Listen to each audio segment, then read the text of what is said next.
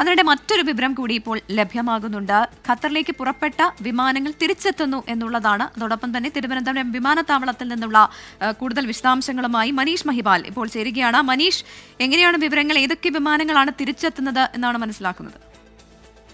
ഇപ്പോൾ തിരുവനന്തപുരം അന്താരാഷ്ട്ര വിമാനത്താവളം പുറപ്പെടുവിക്കുന്ന വിവരം അനുസരിച്ച് നിലവിൽ ഒരു വിമാന സർവീസാണ് ടേക്ക് ഓഫിന് ശേഷം തിരിച്ചിറങ്ങിയിട്ടുള്ളത്. തിരുവനന്തപുരം ബഹ്റൈൻ വിമാനം ടേക്ക് ഓഫിന് ശേഷം അവിടെ 10 മണിക്ക് ടേക്ക് ഓഫ് ചെയ്ത വിമാനമാണ് അവിടേക്ക് ബഹ്റൈനിലേക്ക് എത്താതെ തിരിച്ച് തിരുവനന്തപുരം വിമാനത്താവളത്തിലേക്ക് തന്നെ തിരിച്ചിറങ്ങിയത്. ഇത് സംബന്ധിച്ച് തിരുവനന്തപുരം അന്താരാഷ്ട്ര വിമാനത്താവളം ഇറക്കുന്ന ഒരു മുന്നറിയിപ്പ് അനുസരിച്ച് മിഡിൽ ഈസ്റ്റിലെ വ്യോമ അതിർത്തി അടച്ച സാഹചര്യത്തിൽ തിരുവനന്തപുരം അന്താരാഷ്ട്ര വിമാനത്താവളത്തിൽ നിന്നുള്ള വിമാന സർവീസുകളെ അത് ബാധിച്ചിട്ടുണ്ട്.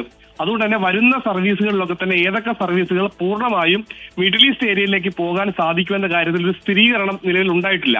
അതുകൊണ്ട് തന്നെ നിലവിൽ ഈ അടുത്ത ദിവസങ്ങൾ അല്ലെങ്കിൽ അടുത്ത മണിക്കൂറുകളിൽ കേരളത്തിൽ നിന്നും പ്രത്യേകിച്ച് തിരുവനന്തപുരം അന്താരാഷ്ട്ര വിമാനത്താവളത്തിൽ നിന്നും മിഡിൽ ഈസ്റ്റിലേക്ക് പോകുന്ന യാത്രക്കാർ അവർ അതാത് എയർലൈനുകളുമായി ബന്ധപ്പെട്ട് പരിശോധിക്കണം. ആ യാത്രയുടെ സ്റ്റാറ്റസ് പരിശോധിച്ച് ഈ സർവീസുകൾ റദ്ദാക്കിയിട്ടില്ലെന്ന് ഉറപ്പിച്ച ശേഷം മാത്രം വിമാനത്താവളത്തിലേക്ക് എത്തുക എന്നുള്ളൊരു മുന്നറിയിപ്പാണ് നിലവിൽ തിരുവനന്തപുരം അന്താരാഷ്ട്ര വിമാനത്താവളം അവരുടെ ഒരു പത്രക്കുറിപ്പ് എന്ന രീതിയിൽ ഒരു വിവരം അറിയിക്കുന്നത്. പ്രത്യേകിച്ചും ഖത്തർ അവരുടെ വ്യോമപാത അടച്ച പശ്ചാത്തലത്തിലാണ് വിമാനത്തിന്റെ മടക്കം നിലവിൽ തിരുവനന്തപുരം ബഹ്റൈൻ വിമാനം തിരിച്ചു വരുന്ന സാഹചര്യം ഉണ്ടായത്.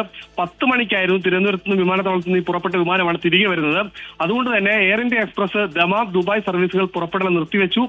വിമാനത്താവളത്തിൽ സുരക്ഷാ ഹോൾഡിലുള്ള യാത്രക്കാർ നിലവിൽ കാത്തിരിക്കുകയാണ്. Emirates Dubai, Qatar Airways, Doha സർവീസുകളൊക്കെ തന്നെ നിർത്തിവെച്ചിരിക്കുന്നു എന്നുള്ള വിവരങ്ങൾ പുറത്തു വരുന്നുണ്ട്. യാത്രക്കാർ പലരും നിലവിൽ ഈ സർവീസിന് വേണ്ടി കാത്തിരിക്കുക. ആ സാഹചര്യത്തിലാണ് നിലവിൽ മിഡിൽ ഈസ്റ്റ് ഏരിയയിലേക്ക് പോകേണ്ട യാത്രക്കാർ അതത് എയർലൈനുമായി ബന്ധപ്പെട്ട ശേഷം മാത്രം യാത്രാ സൗകര്യങ്ങൾക്ക് വേണ്ടി വിമാനത്താവളങ്ങളിലേക്ക് എത്തുക എന്നുള്ള കാര്യമാണ് നിലവിൽ അറിയിക്കുന്നത്. ഔദ്യോഗികമായി ഒരു വിമാന സർവീസ് മാത്രമാണ് നിലവിൽ റദ്ദാക്കിയിട്ടുള്ളത്, അല്ലെങ്കിൽ അത് ടേക്ക് ഓഫിന് ശേഷം തിരിച്ചിറക്കിയിട്ടുള്ളത്.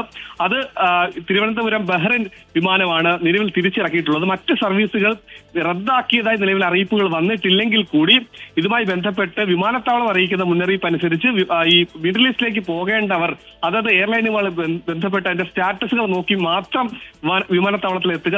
നിലവിൽ നിരവധി യാത്രക്കാർ വിമാനത്താവളത്തിലടക്കം എത്തി യാത്രാ സർവീസിനെ സംബന്ധിച്ചുള്ള ആശങ്കകൾ അറിയിക്കുന്നുണ്ട്. ഈ ഒരു പശ്ചാത്തലത്തിലാണ് തിരുവനന്തപുരം അന്താരാഷ്ട്ര വിമാനത്താവളം ഇങ്ങനെ ഒരു പത്രക്കുറിപ്പ് ഇറക്കുന്നത്.